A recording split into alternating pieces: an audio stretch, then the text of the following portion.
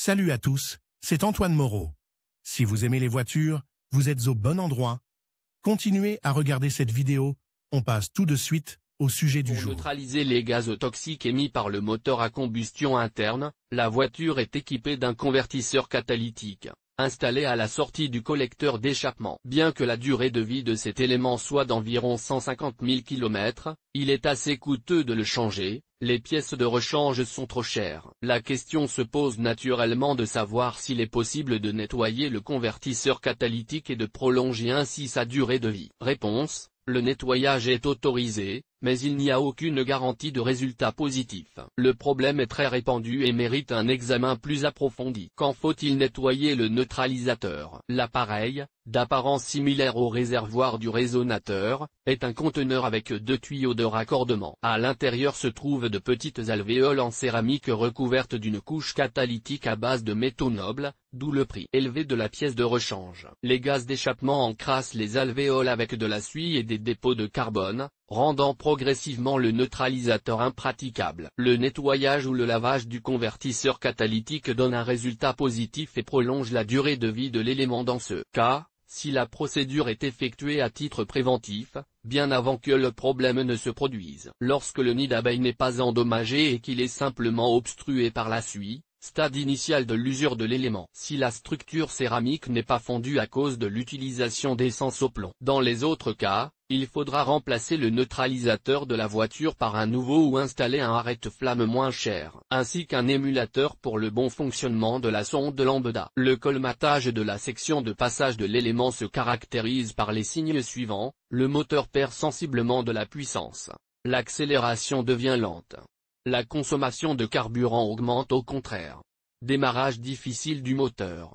Le moteur s'arrête de tourner au ralenti sans raison. Dans un véhicule équipé de deux sondes lambda, le problème est signalé par l'indicateur Check Engine sur le tableau de bord du conducteur. L'électronique détecte une diminution des performances du neutralisateur et génère une erreur correspondante. Pour vous en assurer, vous pouvez utiliser un scanner automobile Audibi 2 personnel. Nous vous recommandons par exemple le modèle coréen ScanTool Pro Black Edition. Les erreurs suivantes indiquent un problème avec le neutralisateur: P0430, P0420. Ce scanner automobile vous permet également de suivre en temps réel les relevés des deux sondes lambda, d'autres capteurs et bien d'autres choses encore. Le scanner est compatible avec la plupart des voitures à partir de 1993 et est assez facile à utiliser. Entre des mains habiles, cet appareil peut remplacer un diagnostic complet à la station-service et permettre d'économiser de l'argent lors de la visite. Pour réussir le nettoyage du convertisseur catalytique,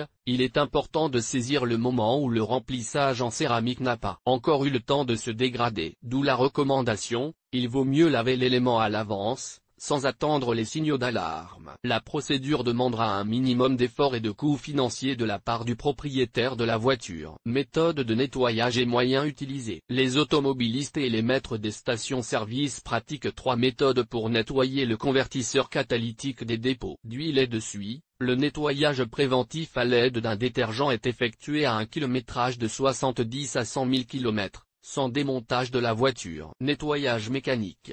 Lavage multiple. Les deux dernières options impliquent le démontage et le désassemblage partiel du neutralisateur. Des liquides spéciaux comme le Igira G3270 sont disponibles pour l'entretien préventif des convertisseurs catalytiques. Le produit est simplement versé de la bouteille dans le réservoir de carburant, puis la voiture est utilisée dans le même mode. La suie retirée de l'unité s'envole avec les gaz d'échappement. Pour le nettoyage mécanique, il est nécessaire de disposer d'un compresseur et de préparer du papier de verre fin. Cette méthode ne peut être qualifiée de réussie, car seuls les contaminants externes sont éliminés, et une partie de la suie reste dans la profondeur du nid d'abeille en céramique. On utilise souvent des moyens chimiques pour nettoyer le neutralisateur éliminé, un liquide en aérosol de type Abro, utilisé pour le lavage des carburateurs. La pratique permet de vérifier que le liquide n'endommage pas le revêtement catalytique coûteux. Parfois, les automobilistes utilisent à leur risque et péril de la paraffine, de l'éthanol et d'autres produits chimiques, mais il est préférable de ne pas utiliser ces remèdes populaires. On ne sait pas comment ils affectent l'élément coûteux d'une voiture particulière. Instructions d'entretien.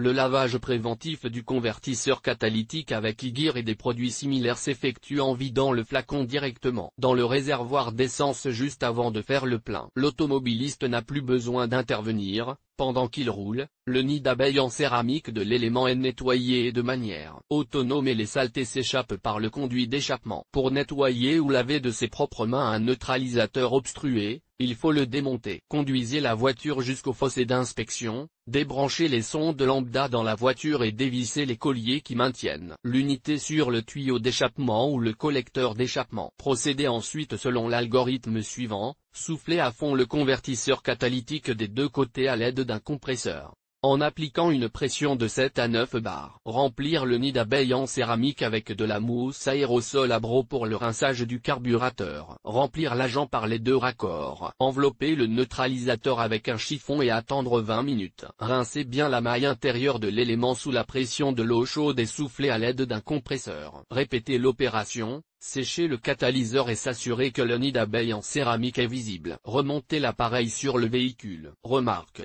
Sur certains modèles de voitures, la sonde lambda est installée directement dans le corps de l'élément de neutralisation. Avant le lavage, il convient de dévisser les sondes et de les débarrasser mécaniquement de la suie. S'il n'a pas été possible de nettoyer le convertisseur catalytique avec de la mousse en aérosol, vous n'avez rien à perdre. Trempez l'élément dans de la paraffine ou du gazole et laissez-le reposer pendant 12 à 24 heures. Pour être sûr, vous pouvez diluer le mazout avec une petite quantité d'acétone ou de solvant 646, le rapport est d'environ 4,2.1. Après 24 heures, effectuez la procédure de nettoyage à l'aide d'un nettoyant en aérosol comme décrit ci-dessus. Le nettoyage mécanique s'effectue à l'aide d'un papier de verre fin avec un soufflage périodique à l'aide d'un compresseur. Les grilles extérieures sont nettoyées avec précaution, en exerçant une légère pression afin que la céramique fragile ne se fissure pas. Cette méthode ne permet pas d'éliminer les dépôts de carbone dans les cavités internes. Souvent, les automobilistes, au lieu de rincer, percent le nid d'abeilles contaminé avec un objet métallique pour libérer le passage des gaz de combustion. Ces mesures extrêmes ne peuvent être utilisées que dans un seul cas. Vous avez essayé tous les moyens de rinçage sans succès. Attention, rouler avec un catalyseur percé ne nuit pas seulement à l'environnement, mais vous frappe aussi au porte-monnaie. La sonde lambda voit des gaz d'échappement non traités, et le régulateur passe en mode d'urgence avec une consommation de carburant accrue. Pour résoudre le problème, il faut installer une sonde à oxygène tricheuse, ce qui entraîne des coûts supplémentaires.